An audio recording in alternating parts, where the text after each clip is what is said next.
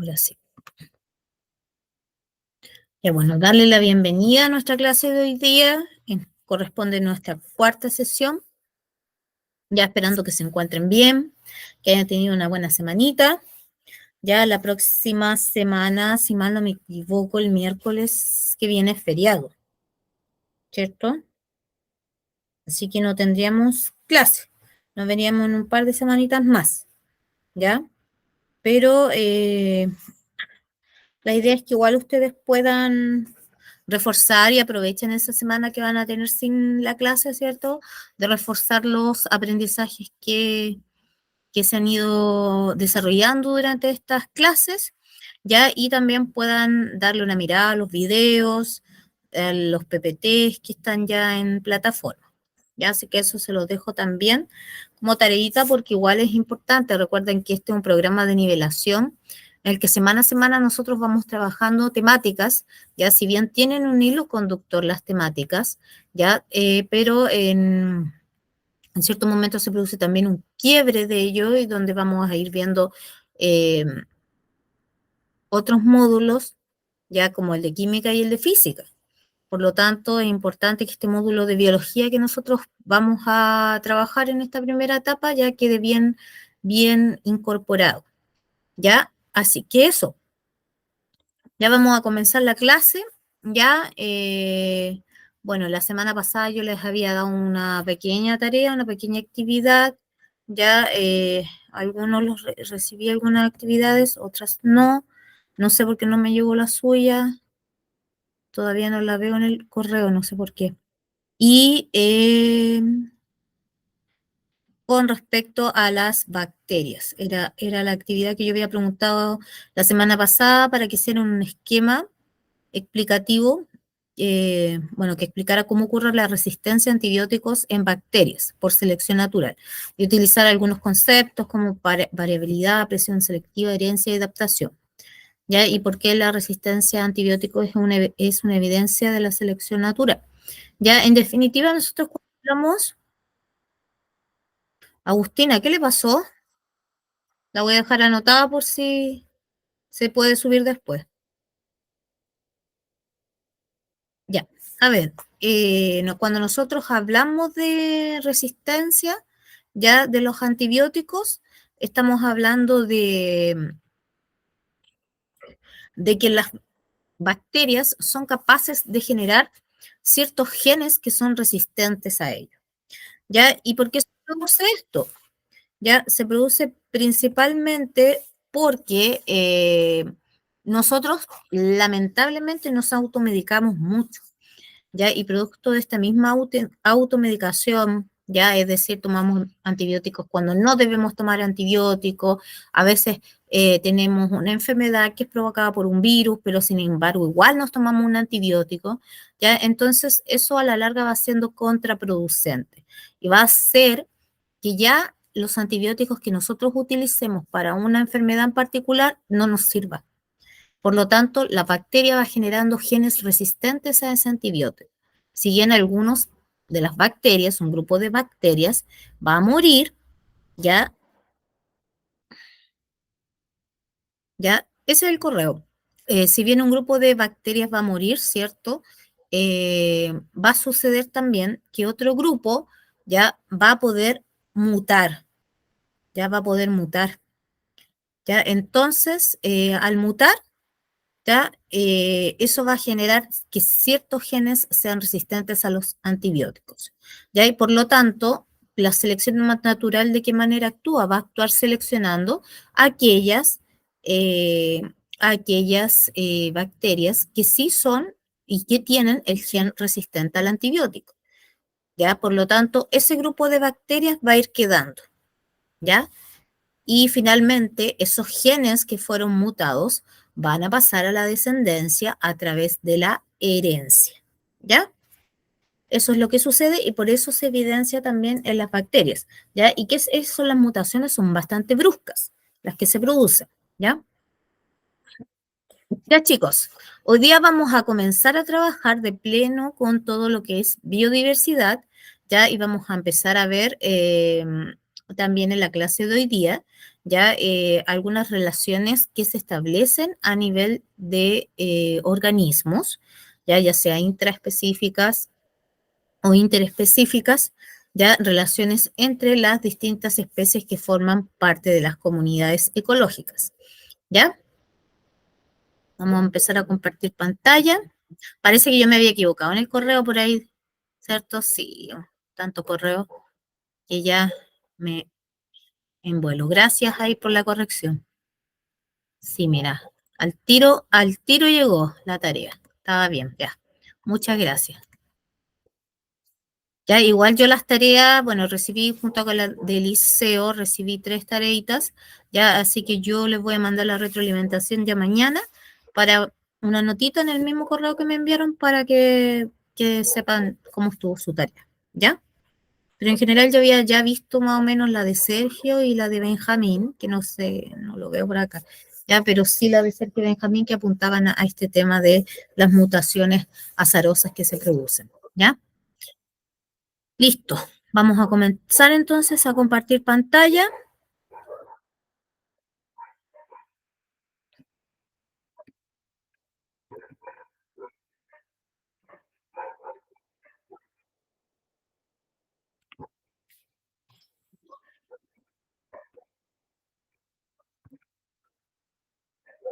Ya.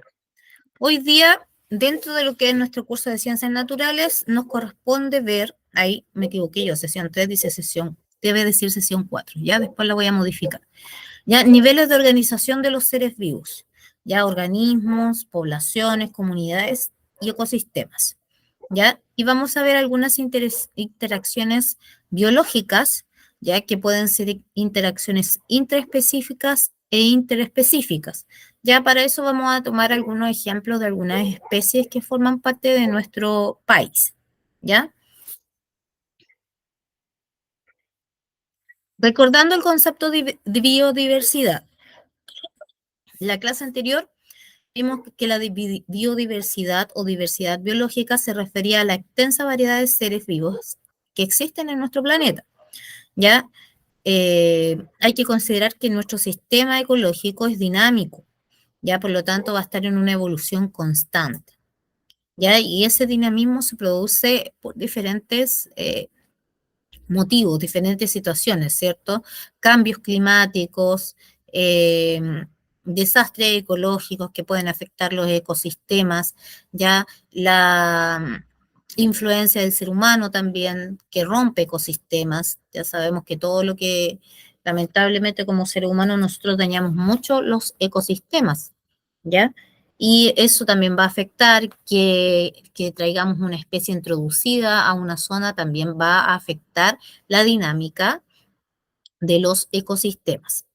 ¿Ya? Ahora, el término biodiversidad hace referencia al número de especies presentes en un área geográfica. ¿Ya? Entonces decimos que mientras más biodiversidad o más número de especies existen, ya es mayor la riqueza biológica que existe en esa zona. Ya por lo tanto la biodiversidad va a ser mayor. Ya un ejemplo claro, si yo comparo lo que sucede con el norte de Chile, ¿cierto? Con un desierto como el desierto de Atacama, ya versus una selva valdiviana. ¿Ya? Obviamente ahí si yo comparo la biodiversidad o riqueza biológica va a ser mucho mayor en la selva valdiviana. Voy a tener una gran cantidad de especies habidas y por haber y de representantes de todos los reinos. Ya no así en lo que ocurre en nuestro desierto de Atacama, ¿cierto? Que es completamente árido y ahí hay una escasez importante de especies, ya porque son pocas las especies que son capaces y que tienen las adaptaciones pertinentes para poder vivir en ese lugar, ¿ya?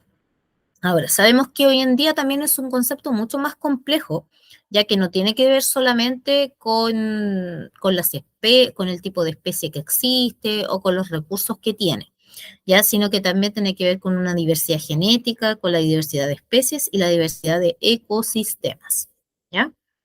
Eso nosotros vimos la clase anterior, lo último que vimos, ¿ya? En función de eso, nosotros tenemos que conocer cómo se organizan los seres vivos, ¿Ya? Y por eso que vamos a partir viendo lo que son los niveles de organización de los seres vivos a través de un video. Posteriormente vamos a explicar una ficha con respecto a los niveles de organización de los seres vivos, ya partiendo del nivel más básico, ya que vendrían a ser las partículas subatómicas, ¿cierto? Hasta el nivel de biosfera, que es el planeta. La materia que compone a los seres vivos se organiza en niveles, de lo más simple a lo más complejo. Aprendamos sobre la organización general de los seres vivos con el siguiente ejemplo. Las partículas subatómicas, protones, neutrones y electrones constituyen el átomo. En este nivel encontramos a los átomos que forman parte de los seres vivos, también conocidos como bioelementos. Por ejemplo, tenemos este átomo de oxígeno. Otros ejemplos serían el átomo de hierro y el átomo de carbono. Los átomos se componen químicamente para formar las moléculas. Como ejemplo, tenemos la molécula de agua con 2 átomos de hidrógeno y 1 de oxígeno. Otros ejemplos de moléculas son el ADN y las proteínas. Diferentes tipos de átomos y moléculas se juntan para formar células. La célula es la unidad básica de estructura y función de todos los seres vivos. Por ejemplo, tenemos esta célula ósea llamada osteocito. A su vez, las células se agrupan para desarrollar funciones especializadas formando los tejidos. Por ejemplo, el tejido óseo formado por muchas células óseas. Los tejidos especializados se agrupan en órganos. Como ejemplo de órgano tenemos este hueso. Los órganos se agrupan para formar sistemas complejos que desarrollan grandes funciones, como por ejemplo el sistema óseo, el cual está formado por diferentes órganos como el cráneo, la pelvis, la clavícula, el fémur, entre otros. Continuamos con el nivel organismo. En este nivel los sistemas se agrupan para dar seres vivos individuales. En nuestro ejemplo sería el ser humano, pero también podría ser un pino, un conejo o un pez. Veamos otros ejemplos a partir del nivel celular. Tenemos una célula nerviosa llamada neurona. Estas células se unen para formar un tejido, el tejido nervioso. Los tejidos se unen y forman un órgano. En este ejemplo es el cerebro. Un conjunto de órganos que colaboran en una misma función se unen para formar un sistema, el sistema nervioso. Y la unión de varios sistemas forma un organismo, que en nuestro ejemplo es el ser humano. Otro ejemplo de los niveles de organización de los seres vivos sería una célula muscular. La unión de estas células forma el tejido muscular. La unión de estos tejidos forman un músculo. La unión de diversos órganos, en este caso músculos, constituyen el sistema muscular. Y la unión del sistema muscular, el sistema óseo, el sistema nervioso y otros sistemas constituyen al organismo, que es esta mujer. Como ya sabes, las plantas también son seres vivos, así que también en ellas encontramos los niveles de organización. Observa, tenemos la célula vegetal, que a diferencia de la célula animal, tiene pared celular, cloroplastos y una gran vacuola central. Estas células se unen para formar el tejido parenquimático. Los tejidos se unen para formar un órgano, como la hoja. Los órganos se unen para formar un sistema, y los sistemas constituyen el organismo, que en nuestro ejemplo es la planta. Observa este ejemplo con un animal. Tenemos la célula, el tejido, el órgano, en este caso es el estómago. La unión de diversos órganos como el estómago, la boca y los intestinos forman el sistema digestivo. Y la unión de diversos sistemas constituye el organismo, que en este caso es el caballo. También hay niveles de organización más allá del organismo. Los organismos de la misma especie que viven en la misma área forman una población. Por ejemplo, las personas. Todas las poblaciones que viven en la misma área forman una comunidad. Por ejemplo, la población de personas, de aves, de caballos, perros y plantas. Un ecosistema está formado por todos los seres vivos de un área específica, junto con el ambiente inerte. El ambiente inerte incluye al agua, la luz solar y otros factores físicos. Y finalmente encontramos la biosfera, que es la parte de la Tierra donde toda la vida existe, incluyendo el terreno y el aire donde se puedan encontrar seres vivos. Muy bien, hiciste un excelente trabajo. Espero hayas aprendido mucho. Ya.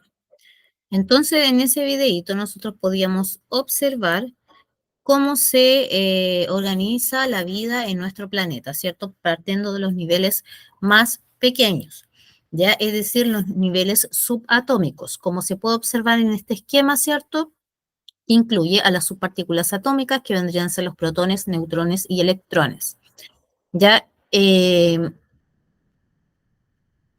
van a dar origen al nivel atómico que está constituido por átomos, ¿cierto? Aquí en morado se encuentran los electrones, ya acá ustedes pueden observar los protones y neutrones.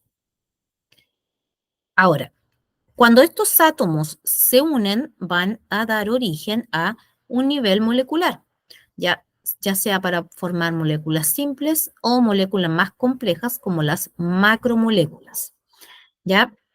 Y las macromoléculas tienen la capacidad de llevar a cabo funciones biológicas, ¿ya? Por ejemplo, dentro del grupo de macromoléculas, nosotros vamos a encontrar los ácidos nucleicos, en este caso el ADN, el ARN. Vamos a encontrar proteínas, vamos a encontrar el grupo de los carbohidratos, el grupo de los lípidos, ya que son moléculas, macromoléculas esenciales para nuestro organismo. Posteriormente, estas moléculas se agrupan dando origen a orgánulos u organelos celulares, que poseen la capacidad para llevar a cabo funciones complejas, ya como por ejemplo la mitocondria, que se preocupa del proceso de respiración celular, la fotosíntesis, ¿cierto? Que está en las plantas y los organismos, organismos como las algas y las cianobacterias, que realizan el proceso de fotosíntesis, ¿ya? Y posteriormente viene el nivel celular, que está formado por células capaces de llevar a cabo las distintas funciones, ¿cierto? Estas células tienen la característica ya de diferenciarse. Mientras el organismo es más complejo, es más alta la diferenciación, ¿ya? Porque en el caso, por ejemplo, de una bacteria es unicelular, ¿ya? Y es una bacteria que está conformada solamente por algunos organelos, ¿cierto? Ya por su membrana, algunas tienen pared, etcétera. Pero llega hasta ahí nomás. Sin embargo, cuando los organismos son pluricelulares, ya estamos hablando de tejidos, órganos, aparatos y sistemas que van a realizar funciones complejas, ¿ya? Más específicas. Y posteriormente, ya llegamos a hablar de un individuo, una especie en particular. Ya, estas especies, por ejemplo, este es un caracol, ¿cierto? Aquí hay un grupo de caracoles que viene a formar el nivel de población. ¿Ya? Y el nivel de población está constituido por los seres vivos de la misma especie que comparten en un área determinada, ¿ya? Es decir, por ejemplo, la población de chilenos y chilenas del año 1980, ¿ya? Esa era una población específica, ¿ya? Y está constituido por seres de la misma especie. Ahora, pasamos al nivel de comunidad, ¿ya? Cuando hablamos de distintos tipos de poblaciones que habitan en un mismo medio. Ya, por ejemplo, el pájaro, la planta, el pasto, ya ahí tenemos ya tres tipos de especies distintas. Por lo tanto, ya estamos hablando de un nivel de comunidad. Ya, obviamente hay comunidades que son más, que tienen una mayor riqueza biológica que otras, ¿cierto? Dependiendo de la cantidad de especies que tienen. Ahora, sabemos que las comunidades ya interactúan en un medio ambiente, ya en un medio ambiente que existen diferentes factores que son considerados como abióticos, ya es decir, sin vida, como las piedras, el suelo, la tierra, el agua, el aire, ya, por lo tanto, eso constituye los factores abióticos que presenta el medio ambiente, ya. Y cuando hablamos nosotros de nivel de ecosistema, ya va a incluir la relación que se establece entre los factores bióticos, es decir, todo lo que sea considerado vida, y los factores abióticos. ¿Ya? Es esa interacción. ¿Ya? Porque recuerden que los organismos necesitan de un medio, necesitan de los factores abióticos para poder vivir, desarrollarse, crecer. ¿Ya? Y ese nivel es el nivel de ecosistemas. ¿Ya? Y el nivel de biosfera, que es el último, está formado por todos los seres vivos y las zonas de la Tierra donde se desarrollan. Ya, es decir, todos los ecosistemas que nosotros podemos encontrar en nuestro planeta, ya, más todos los seres vivos que habitan el planeta van a ser considerados en su totalidad en el nivel de biosfera. ¿Ya? ¿Dudas con respecto a cómo se organiza la vida en nuestro planeta? ¿Alguna pregunta?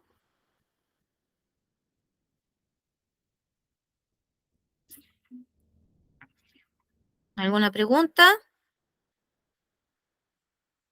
¿No? No, no, no. ¿Se escucha, cierto? Sí, Ya. Ya, por último, díganme, no tengo dudas, pues, profe. No, que yo pienso que a lo mejor se me fue la señal y ahí nos perdemos. Ya, continuamos entonces.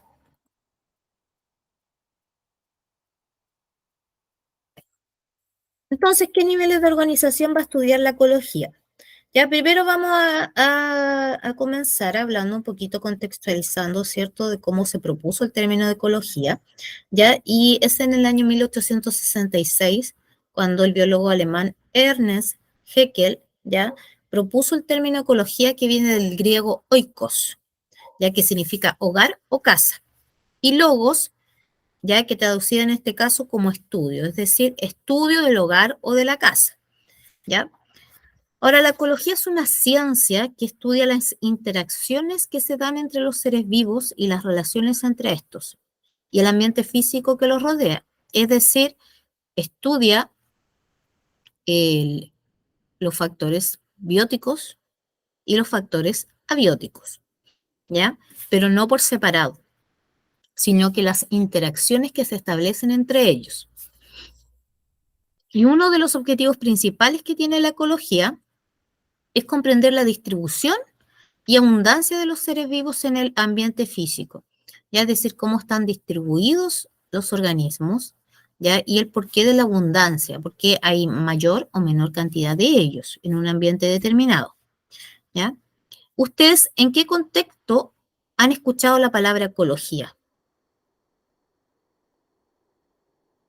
¿Quién me puede dar un ejemplo o anotármelo ahí en el chat? ¿En qué contexto ustedes han escuchado la palabra ecología? en el reciclaje, Más fuerte, Eliseo, porque no te escuché. en el reciclaje, Ya, en el reciclaje, ya, ok. ¿Qué más? ¿En qué otro contexto, aparte eh, de lo que tiene que ver con reciclaje?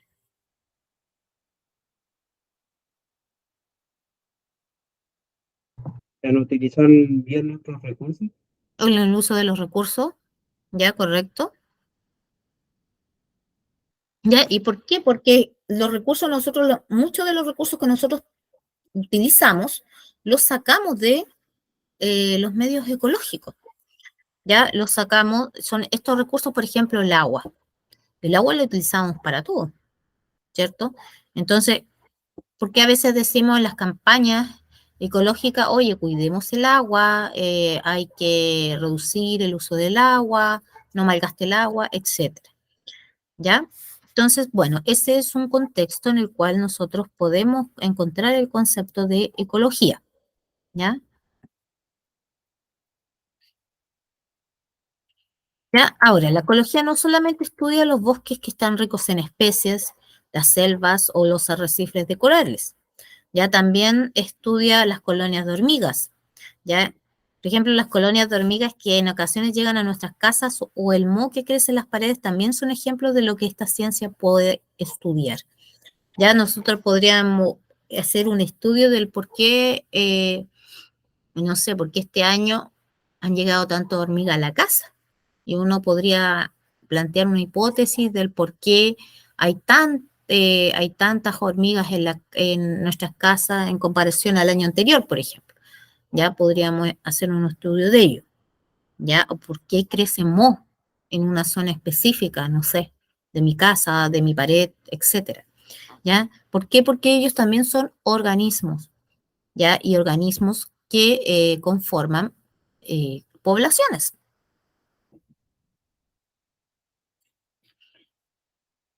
Estamos viendo esta imagen que nos permite también reflexionar con respecto a algunos temas, ¿cierto? La ecología considera en sus estudios distintos niveles, como habíamos visto al comienzo, ¿ya? El organismo, la población, la comunidad, los ecosistemas y biomas y la biosfera.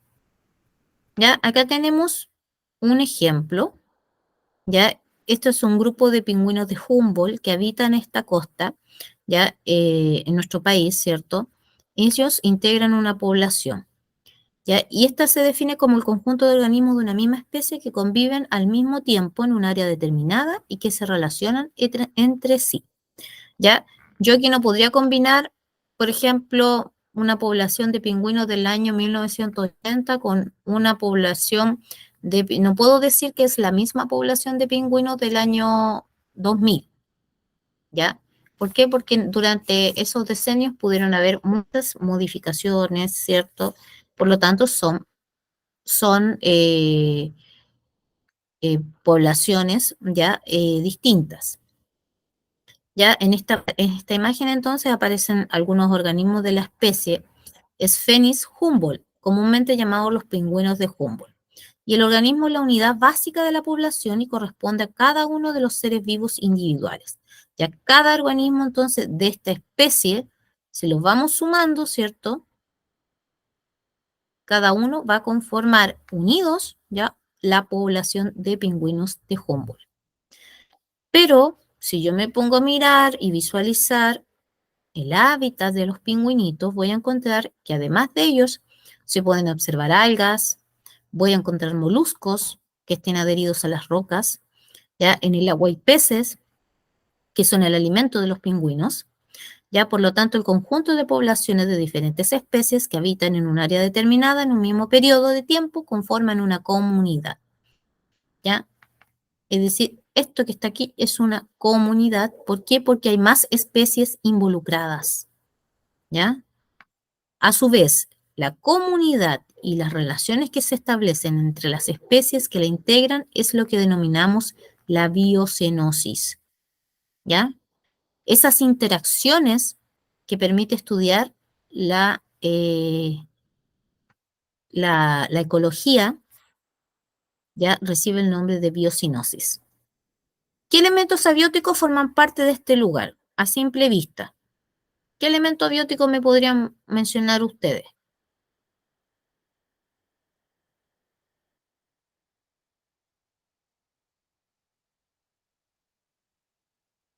¿Qué elemento abiótico? Recuerden que los abióticos los sin vida. ¿Qué se observa acá? La roca, ¿no? Perfecto, las rocas. ¿Qué más? ¿Qué hay acá? Este muchacho está nadando ahí. ¿En qué está nadando? En el agua. ¿Y el En agua? el agua, correcto. El agua, las rocas.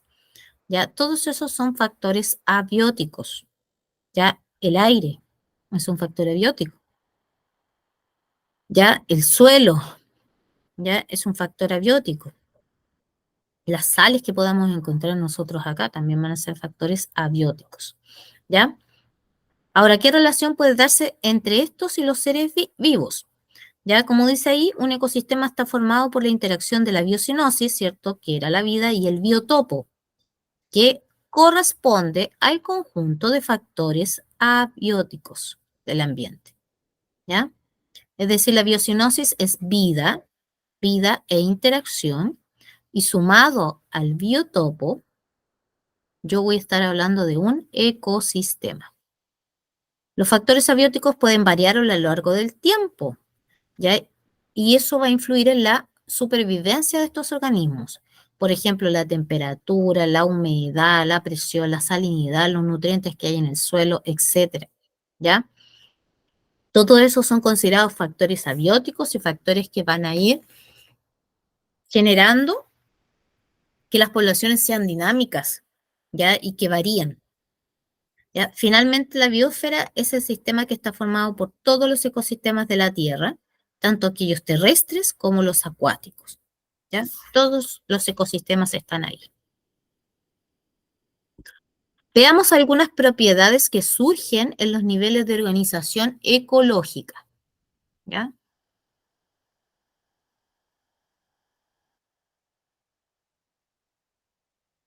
Dice, a nivel de comunidad, las principales propiedades emergentes son la estructura trófica, la riqueza de especies y la abundancia relativa. ¿Cómo definimos una estructura trófica?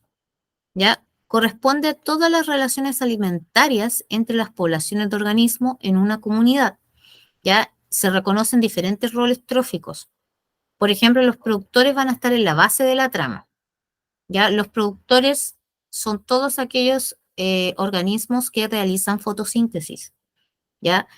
Porque ellos son organismos autótrofos capaces de generar su propio alimento a través de la fotosíntesis, ¿ya? Y ahí tenemos cianobacterias, algas verde azules, ¿ya?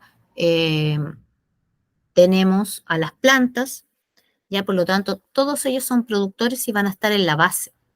Los consumidores se alimentan de los productores o de otros consumidores.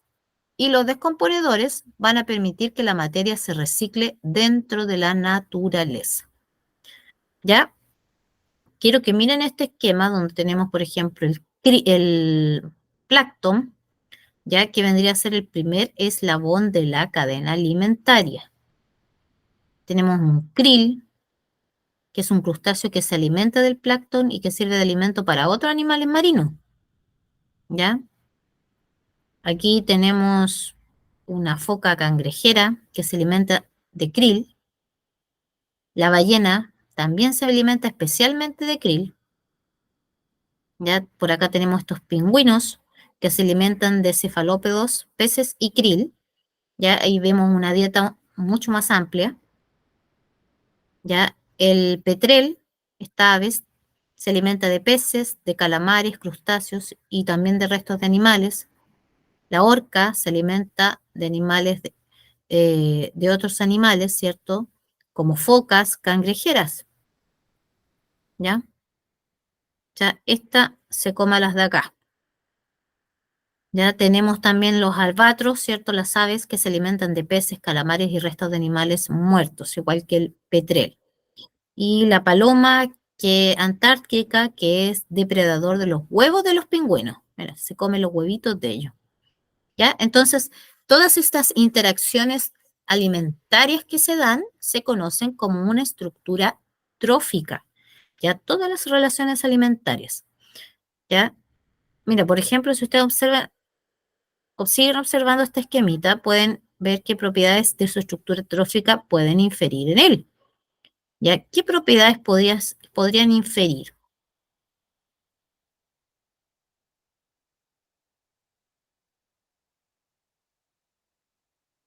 Por ejemplo, ¿qué pasa con los recursos? ¿Hay algunos animales que comen lo mismo o no?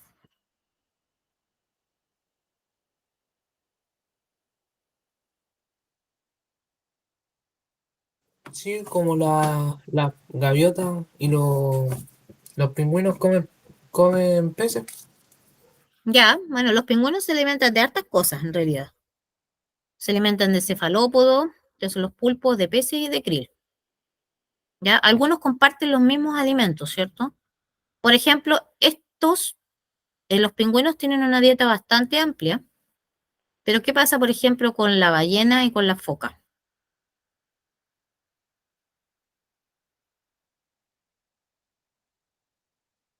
¿De qué se alimentan? De krill. De krill, ¿cierto? ¿Qué es esto? El krill es súper chiquitito. ¿Ya? O sea, ella para estar así y ellos para estar así tienen que comer grandes cantidades de krill. ¿Ya? Entonces, aquí también ustedes pueden establecer algunas relaciones entre ellos de competencia. Son dos especies distintas que compiten por el mismo recurso. ¿Ya? Acá también se va a establecer un nivel de competencia en estas aves porque también se alimentan de prácticamente lo mismo. ¿Ya? Y este muchachote se alimenta de los huevos del pingüino, o sea. Entonces establecen distintas, esta es una estructura trófica bastante amplia, ¿ya? Porque las relaciones que se dan entre ellos es amplia. Y esta sería el plancton, ya nuestro primer eslabón de la cadena, por lo tanto son nuestros productores, ¿ya? Dentro de la cadena. Y luego vendría el grupo de consumidores, ¿ya? Distintos consumidores, consumidores primarios y otros consumidores.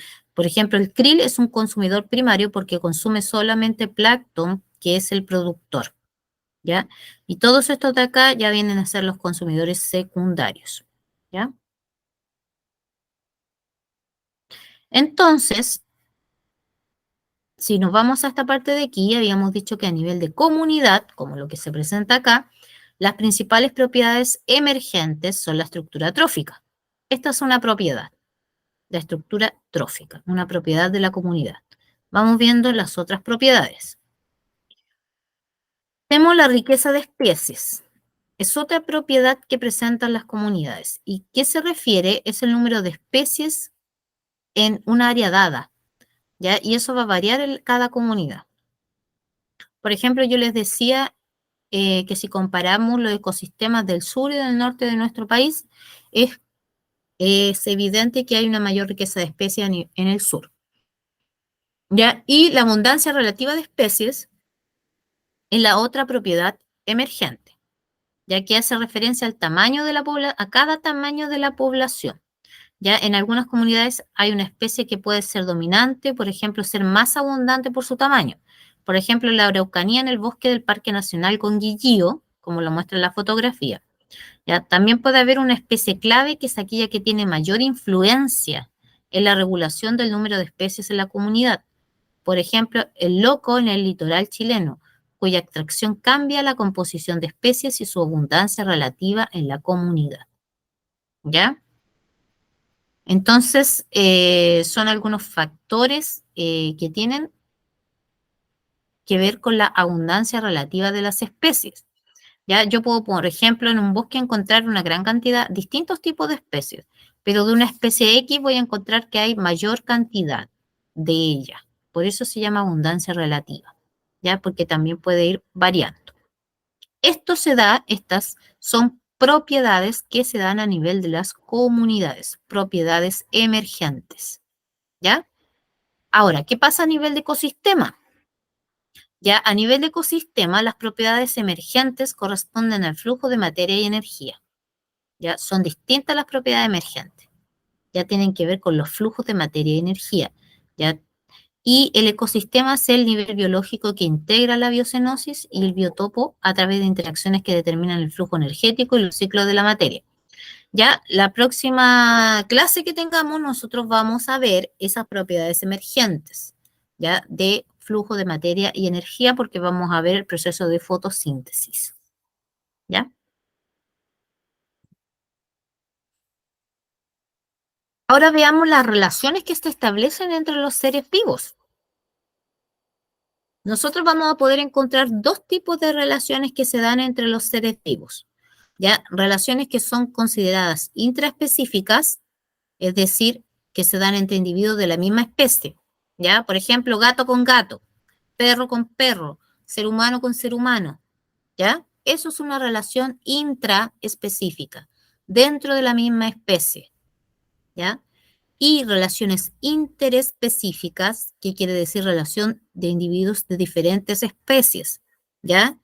Por ejemplo, una persona con su mascota tiene una relación interespecífica, ¿ya? Vamos viendo. Las poblaciones de una comunidad biológica se relacionan entre sí de diferentes maneras. Ya, por ejemplo, el huemul, como lo mostramos acá en la fotografía, es un ciervo nativo en nuestro país, ya que habita en sectores cordilleranos del sur de Chile y también en Argentina, parte de Argentina.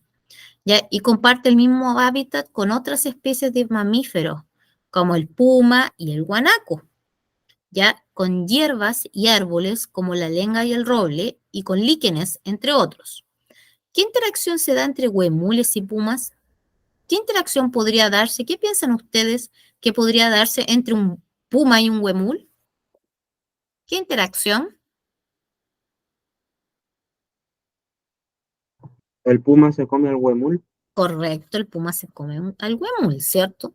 Entonces ahí vemos el atributo, ¿cierto? Dentro de la comunidad que tenía que ver con los niveles tróficos, ¿cierto? El huemul es el alimento del puma. ¿Y qué pasará entre los huemules y las lengas? La lenga es un tipo de árbol.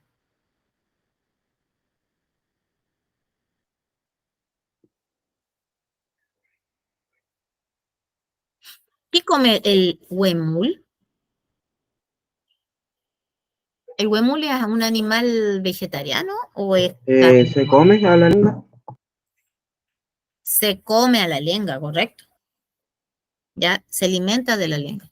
Ya en este caso la lenga es el productor, ¿cierto? Es el productor porque es el organismo vegetal, ¿ya? Y el consumidor primario vendría a ser el huemul, ¿cierto? Y el consumidor secundario vendría a ser el puma.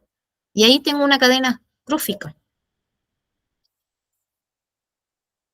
¿ya? Entre distintos individuos, ¿cierto? En este caso es una cadena trófica que establece relaciones interespecíficas porque ahí encontramos tres especies que están interactuando, ¿cierto?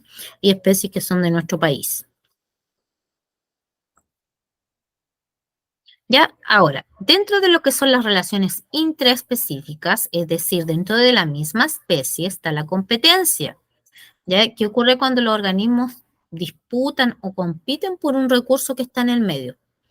Ya, los animales generalmente suelen competir por alimento, por la madriguera, por la posibilidad de aparearse o por áreas donde reproducirse. ¿Ya? Mientras que las plantas pueden competir por el acceso a la luz, ¿ya? Entonces, la competencia principalmente se da dentro de como ejemplo, dentro de lo que son las relaciones intraespecíficas, ¿ya?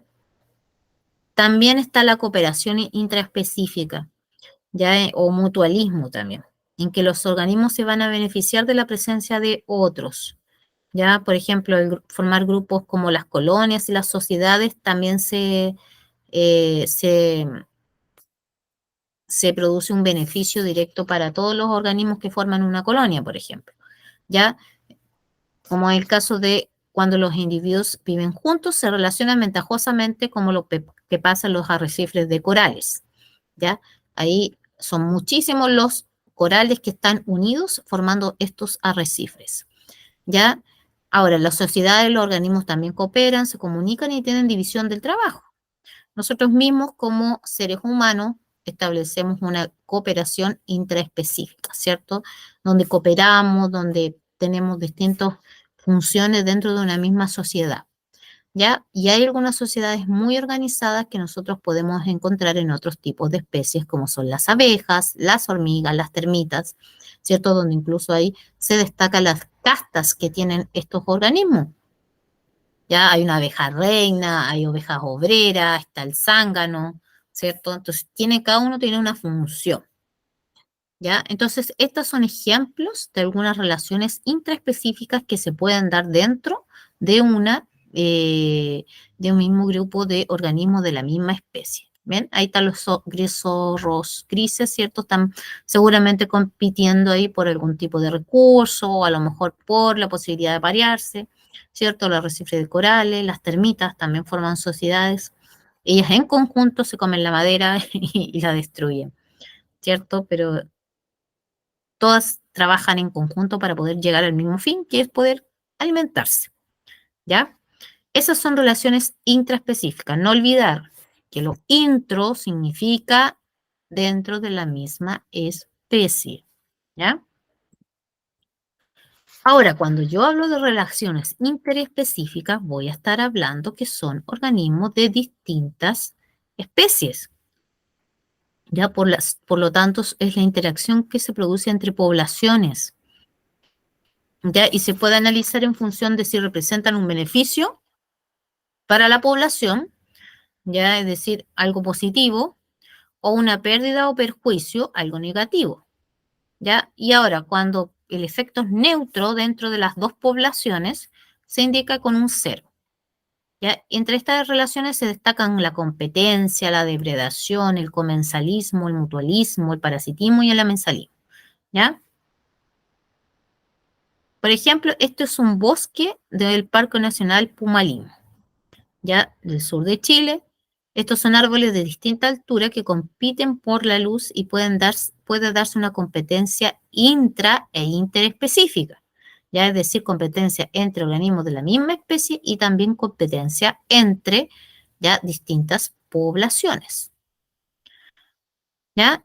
La competencia se produce cuando los organismos requieren acceder y usar un recurso que es escaso en su hábitat, ¿ya? Por eso se compite. En una interacción, ambas especies se ven perjudicadas, ¿ya? Y las especies, en esta interacción ambas se pueden ver perjudicadas. Las especies que requieren el mismo recurso para subsistir pueden coexistir sin que se produzca competencia entre ellas cuando el recurso no escasea o si la forma de obtenerlo es diferente entre ellas. Ya, por ejemplo, si nos vamos al caso anterior de las focas y de las ballenas que comían específicamente krill, ya cuando hay harto krill no van a pelear porque encuentran su recurso. Pero sin embargo, cuando el krill escasee, obviamente que la ballena y la foca van a querer alimentarse, por lo tanto ahí se va a establecer una relación de competencia entre ellas y van a salir perjudicadas. Ya, si el recurso se vuelve limitado o escaso en una o ambas especies, no evoluciona una forma diferente para obtenerlo. Ya se produce una competencia. ¿Ya? Y también podría ocurrir que la especie más exitosa desplace e incluso excluya a su competidores.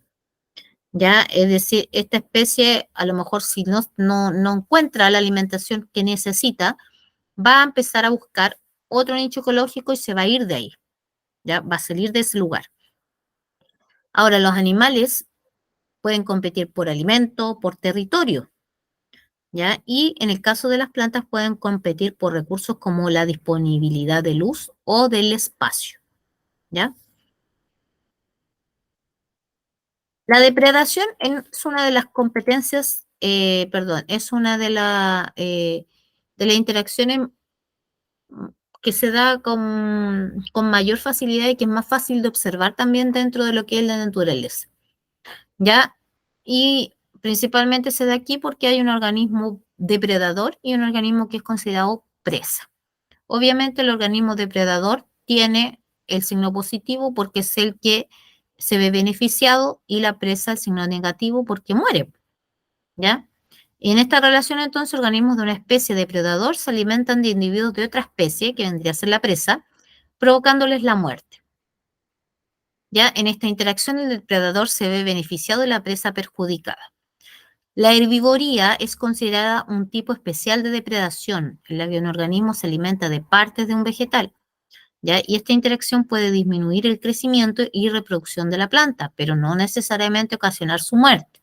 Ya a lo mejor, no sé, pues una jirafa solamente va a comer hojas del follaje de un árbol, ya, pero no se va a comer el árbol entero. No va a significar que el árbol va a morir, ya. No así la depredación que se da entre los animales, que necesariamente implica la muerte de la presa.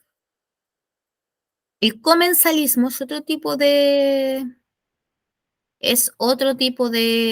interacción, ¿ya? Uno generalmente a veces dice, hoy voy a invitar a almorzar a mis comensales. Utilizamos como ese concepto, el comensal, ya que es la persona que viene de fuera y, no sé, viene a almorzar en mi casa, a cenar, etc. ¿Ya? Una de las especies se beneficia, en este caso el invitado, mientras que la otra no obtiene ningún beneficio, aunque tampoco sufre perjuicio. En este caso, yo que invité a esa persona, ¿cierto? Por ejemplo, un ejemplo en la naturaleza es la asociación entre el pez rémora y el tiburón. ¿Ya? Los peces rémora son muy chiquititos, ¿ya? Y ellos andan siempre nadando alrededor del tiburón, ¿ya? Y lo que hacen los peces rémora es que mientras el tiburón se alimenta, a medida que va mascando su alimento, va dejando restos en el camino, ¿ya? Y él se alimenta de esos restos, ¿ya? De lo que se le cae a la boca, literalmente, al tiburón, es lo que se alimenta el pez rémora, ¿ya? ¿Y qué pasa? Que en realidad el pez rémora es tan chico que no, el tiburón le da lo mismo que esté ahí. Ya el tiburón no se come al pez rémora porque no es una presa apetecible, porque sabe que no le va a alcanzar para nada. O sea, no lo va a satisfacer su necesidad de alimentación. ¿Ya? Por lo tanto, en ese caso le da lo mismo. ¿Ya? Ahora, la relación que se establece también en algunas aves que construyen sus nidos sobre árboles, también es un ejemplo de comensalismo, ¿cierto? Perdón, aquí el ave se ve beneficiada, ¿cierto?, de poder construir su nido en este lugar para poder vivir, ¿ya? Pero no, el árbol no manifiesta ningún cambio negativo ni positivo, ¿ya? Por lo tanto, no va a sufrir un perjuicio porque este pajarito coloque su nido en ese lugar, ¿ya? Entonces, en el comensalismo siempre uno sale beneficiado y el otro no tiene ningún tipo de perjuicio, ni daño, nada. El parasitismo, ¿ya? Es una interacción que se establece entre un organismo llamado parásito que vive dentro o sobre otro conocido como hospedero, ¿ya? Del que obtiene alimento, refugio o algún otro beneficio, ¿ya? Y aquí estamos claros que el parásito se beneficia y perjudica a quien lo hospeda, ¿ya? En general, las especies parásitas y hospederas están adaptadas entre sí, de modo que la relación no causa daños severos a estas últimas, en algunos casos, ¿ya? En el caso que nosotros estamos observando ahí, ya es una ventaja para el parásito, pues si el hospedero muere, él también podría morir, ¿ya? Como lo que vemos acá.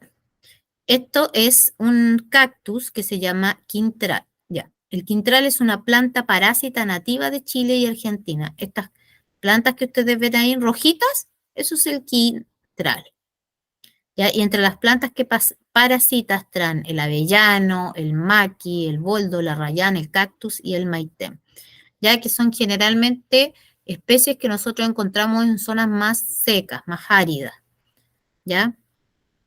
Y ellos los parasitan, y la verdad es que tú lo observas, por ejemplo, cuando uno observa un cactus, dice, ¡ay, qué bonita la flor del cactus! Pero en realidad no era una flor, era un parásito, el quintral, ¿ya? Ahora, los sáfidos, que son estos de aquí, también son conocidos como pulgones, ¿ya? Son una familia de insectos que también puede parasitar diferentes tipos de especies de plantas. ¿Ya? Ellos se alimentan de la planta, ¿cierto?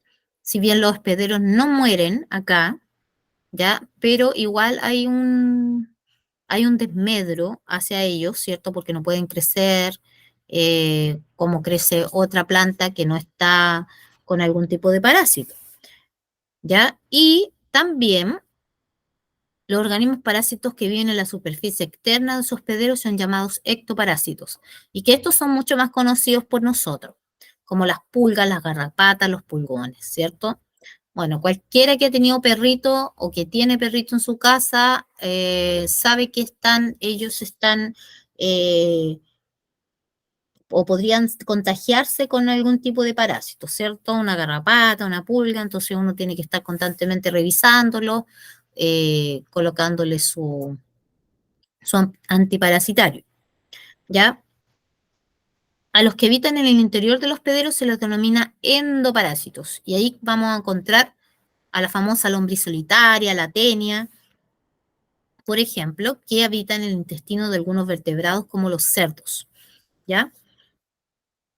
Y que eventualmente, por ejemplo, si nosotros comemos una carne de cerdo que no ha pasado por un faenamiento correcto, ya eso quiere decir que a lo mejor la tuvieron en una matadero clandestino, ¿ya? Quizás esa carne venga contaminada. Si yo me la como, ¿ya? Los huevos de la lombriz van a eclosionar en el interior de mi organismo.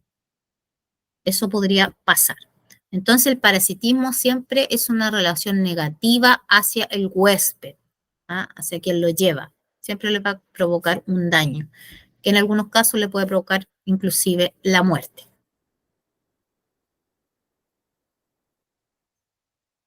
Aquí vemos el caso del mutualismo, ya que es una asociación positiva para ambas especies que interactúan, ¿ya? Asociación que existe entre dos organismos diferentes, especies en las que ambos se ven beneficiados, por eso los signos positivos, ¿ya? Algunas relaciones de mutualismo son obligadas o simbióticas, es decir, uno no puede vivir sin la otra, ¿ya? Pues uno no puede vivir sin la otra, como dice ahí. Por ejemplo, los líquenes que nosotros encontramos en los bosques son una unión entre un alga y un hongo, ¿ya? Que son como palitos amarillos los líquenes, ¿ya? Y claro, el alga por un lado hace la fotosíntesis y el hongo por otro lado se encarga de eliminar todas las sustancias de desecho que se producen, ¿ya? El mutualismo facultativo, en el que otras especies no dependen una de la otra para sobrevivir, pero la interacción entre ellas es beneficiosa para ambas, ¿ya? Hay un mutualismo que obviamente va a ser beneficiosa para ambas especies. Y un ejemplo, por ejemplo, es esta abejita que está ahí, ¿ya? Es un insecto polinizador y las plantas, ¿ya? Este es un mutualismo facultativo. Si bien no es una relación obligada, pero si se produce esta relación, ya va a favorecer a ambas especies. ¿Ya? Y bueno, lo que les decía ahí, pues, un ejemplo de mutualismo extremo simbiosis es el líquen, ¿cierto? Que es una relación íntima, una asociación que se produce entre alga y hongo. ¿Ya? El amensalismo, ese es otro tipo de relación, ¿ya? Es una relación ecológica en la que una de las especies se ve perjudicada, ¿ya? Mientras que la otra no sufre efectos, ¿ya? Una se ve perjudicada, pero la otra no le pasa nada, ¿ya? Un caso especial de mensalismo es la antibiosis, ya que consiste en la incapacidad de dos especies para coexistir debido a que una de ellas produce y libera antibióticos al medio que son letales para la otra, ¿ya? Ahí, por ejemplo, lo que se observa, las hojas de los pinos tienen cierta toxicidad y una vez caídas impiden que las semillas que están en el suelo, bajo ellas, logren germinar, ¿ya? No es que el pino le quiera hacer ese daño, pero lamentablemente, producto de las toxinas que presenta ya el pino, eso va a generar, ¿cierto?, la muerte de la semillita y que ya no puedan germinar con el tiempo, ¿ya? ¿Dudas, chicos? ¿Dudas? ¿Preguntas? No, ¿No? ¿Ya habían visto en algún momento los tipos de interacciones? ¿Conocían más o menos de qué se tratan estas interacciones?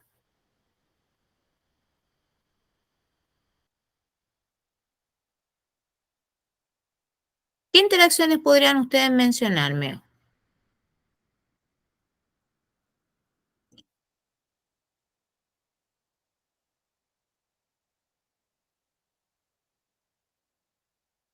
Ya, por ejemplo, en su casa, ¿tienen animales o no? Algunos de ustedes. Ya.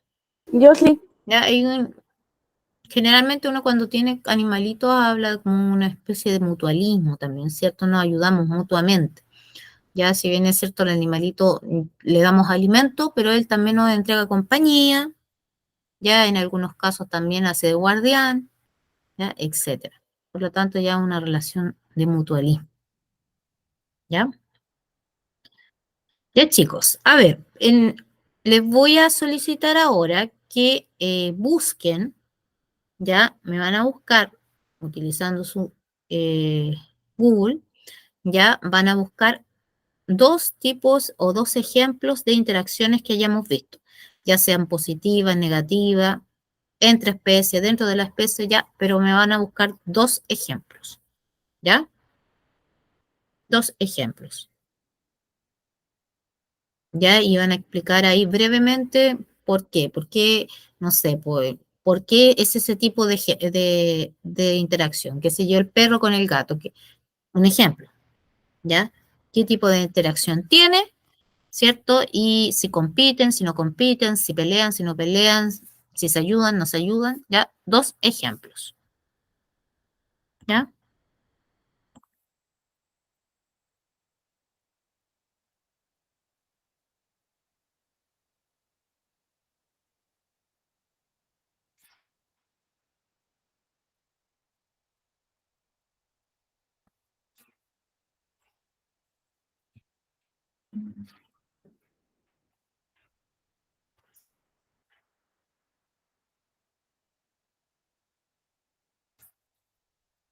Ya, les voy a dar unos 10 minutitos, no, menos. Yo creo que unos 5 minutos, ¿ya? Para que los busquen. La idea es que obviamente nos traten de no repetir los ejemplos. O sea, igual puede ser, obviamente va a salir competencia, va a salir, qué sé yo, depredación, etcétera, pero utilicen otros organismos, ¿ya? Eso. 5 minutos.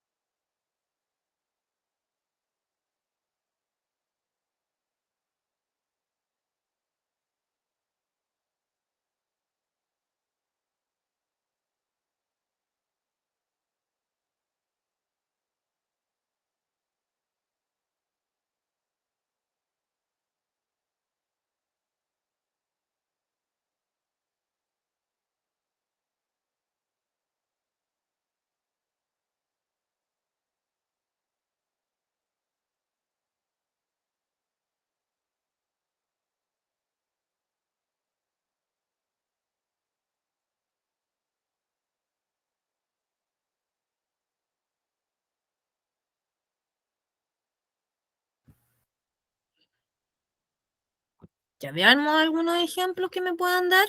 Si quieren me los escriben, me los dicen. A ver, ¿qué ejemplo me podrían mencionar? Algunos de los que buscaron.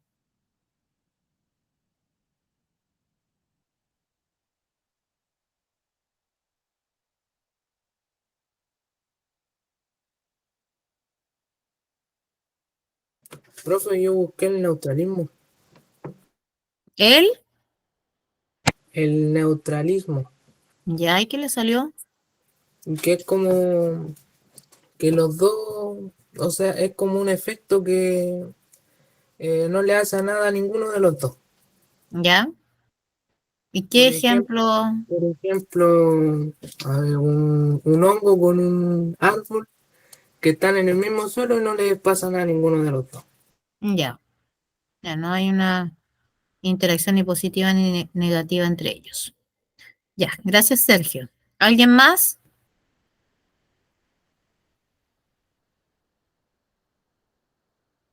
Vamos viendo otro ejemplo. Martina, Giselle, Camila, Melissa, Eliseo. ¿Quiénes más tengo? Carla,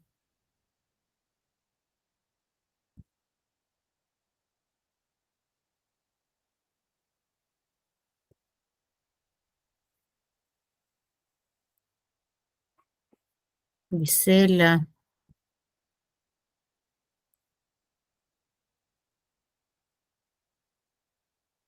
¿Qué más me dan algún ejemplo? Me lo pueden escribir en el chat también si quieren, pero lo importante es participar.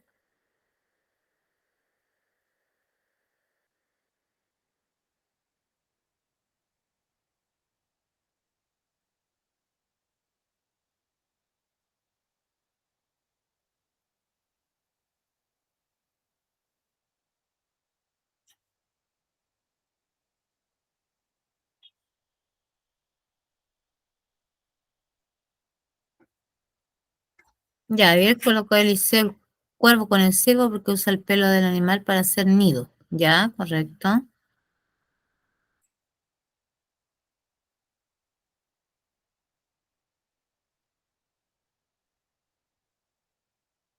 ¿Algún otro?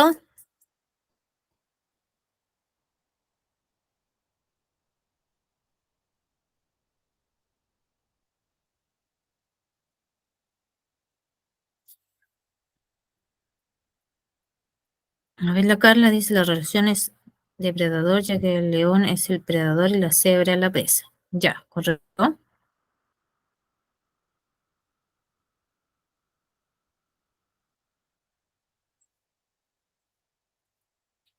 ¿Alguien más? De los que no ha dicho nada. Ya, vamos a pasar la lista entonces. Y después que pasemos la lista, eh, voy a darles dos preguntas que son importantes y relevantes para poder resolver, ¿ya? Así que atención con la lista, por favor. Hoy día vinieron poquito, ¿eh?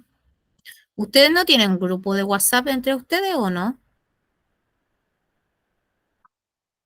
No, Bueno, les comento que bueno, hay otros cursos que también se hacen y que tienen grupos de WhatsApp. Una persona se encarga, o sea, no con los profesores, pero sí entre ustedes. Entonces, así hay mayor comunicación y como para estar avisando y diciendo que tienen que entrar a la clase. Ya, Emily Aguilera, presente. ahí estaba. Jairo Arredondo, Camila Briceño, Presente. Yesenia Crisantemo, Eliseo Díaz, Presente. estaba. Yanela Díaz, Yanela Díaz,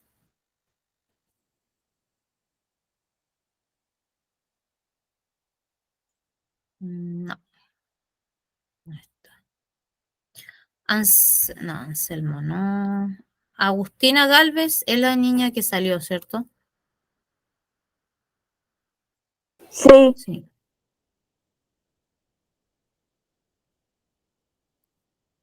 Giselle Gómez.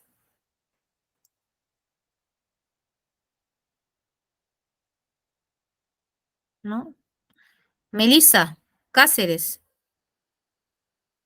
Presente. ¿Ya? Cristóbal. No, no había ningún Cristóbal. Yanaí. Tampoco. Juan Martínez. Carla Martínez. Presente. ¿Ya? Zenón. No, Zenón no vino más. Cristian Ortiz. Benjamín Quesada. Faltó Benjamín esta semana, que era el pasado. David Quintanilla. No. Benjamín Rivas. Sergio. Presente. Estaba Sergio. Martina Vázquez. Presente, profesora. ¿Ya? Y Jesús. No, perdón, acá, Martina. Amaro Vega. No. Y Jesús Yepes tampoco. Ya.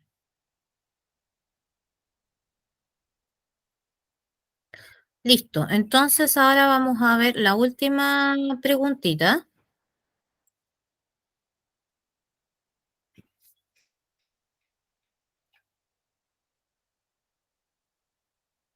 Ya, ahí como pregunta de cierre. Ya hay que analizar el siguiente gráfico. Vamos viendo. El título del gráfico es variación del tamaño poblacional de una... Ya, mi amor, anda para allá, después te veo. Variación del tamaño poblacional de una especie de carnívoro y una de roedor al interior de una comunidad. Ya, aquí vemos las variables, ¿cierto? Que son el tamaño de la población, que es el número de individuos por cada 1000 habitantes, y los periodos que están establecidos en decenios, desde el 1950, 60, 70, 80, 90 hasta el año 2000. Ya, el gráfico representa una situación hipotética en relación con la variación del tamaño de una población de carnívoros que están en rojo. Estos son los carnívoros, ¿ya? Y una de roedores, que son los que están en azul, que viven en un matorral natural a lo largo de 50 años, que es el periodo que está establecido acá, ¿cierto? Entonces, la primera pregunta dice, a partir del gráfico indica qué sucedió entre el año 1950 y 1960. Es decir, solo tenemos que mirar lo que sucedió aquí, ¿ya? En base a este gráfico, en base a esta zona del gráfico, nada más, ¿ya? Nos están preguntando específicamente qué sucedió entre el año 1950 y 1960, ¿ya? ¿Qué habrá pasado? ¿La población de carnívoros disminuyó y aumentó la población de roedores?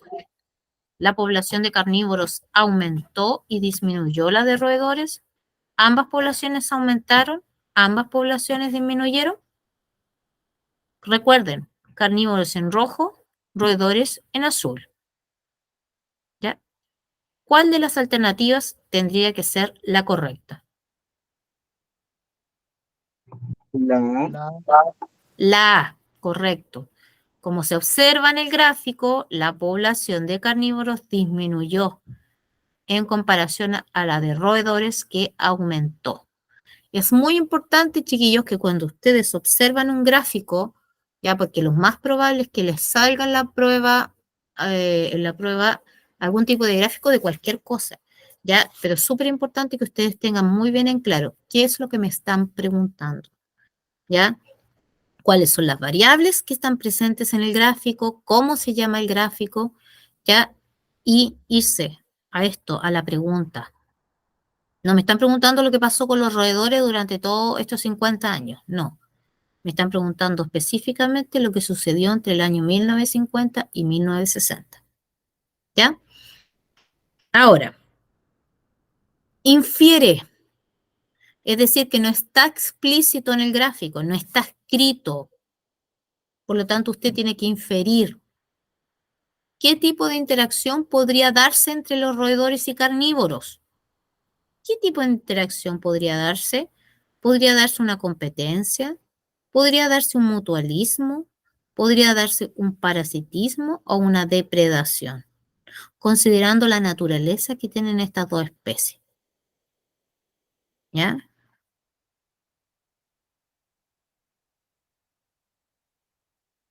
Estamos claros que uno es carnívoro. Entonces, ¿qué tipo de interacción podría darse? ¿Cuál? La D. La de depredación, correcto. ¿Ya? Donde la especie carnívora depreda al roedor. Independiente que a lo mejor, miren, ustedes si se ven, si se fijan, es bastante fluctuante las curvas. En algunos momentos los carnívoros disminuyen, en otros aumentan, vuelven a disminuir. Miren, aquí disminuyeron de forma progresiva ambas. Aquí esta especie disminuyó y esta, sin embargo, se mantuvo constante. Y después la curva nos indica que ambas tendieron a aumentar a través del tiempo. Entonces, ahí son otros factores los que uno debería considerar, ¿ya? Pero no me están preguntando eso en el gráfico, me están diciendo que infiera. ¿Qué tipo de interacción podría darse considerando que una es un roedor y el otro es un carnívoro? Y está correcto lo que me dijeron, una depredación, porque el carnívoro, obviamente, se va a querer comer al roedor, que es su presa, ¿ya? Este tipo de preguntas es súper relevante que nosotros las tengamos en cuenta. Vamos a ir trabajando con este tipo de actividades, ya, porque me interesa que usted no solamente se aprenda la materia, sino que sepa responder preguntas, ¿ya? Nos vemos la próxima clase. Les ¿El encargo otro ver... miércoles no nos vemos? ¿O sí? No, la próxima semana no, porque es feriado. La subsiguiente, ¿ya? Así que a estudiar igual. Estudien, repasen, revisen las grabaciones, ya de lo que vamos a ver, porque la clase siguiente que tengamos ya en un par de semanas más, ahí vamos a ver todo lo que es fotosíntesis, respiración, y ya creo que con eso terminamos el módulo de biología. Ya, así que ahí a revisar las grabaciones que ya se tienen y también los PPTs que hay en el sistema. ¿Ya? Eso, nos vemos la próxima semana, se cuidan, que estén bien. Pueden Chao, desconectarse, profe. nos vemos. Buenas noches. Buenas Cuídense. noches. Chau. Chao, chao, buenas noches. Profe, Dígame. fue un gusto haberla conocido, pero yo ya conseguí colegio, así que la próxima semana no voy a estar. Así que, Ah, Ah, yo también, profe. ¿en serio consiguieron colegio? Sí, en el Manuel Plaza. ¿Ya? ay, igual. Ese. Ya, qué bueno, qué bueno. Me alegro por ustedes que consiguieron colegio y que igual estas clases le hayan servido de algo, ¿ya? Los voy a extrañar. Ya. Chao, profe. Gracias. Chao, chao.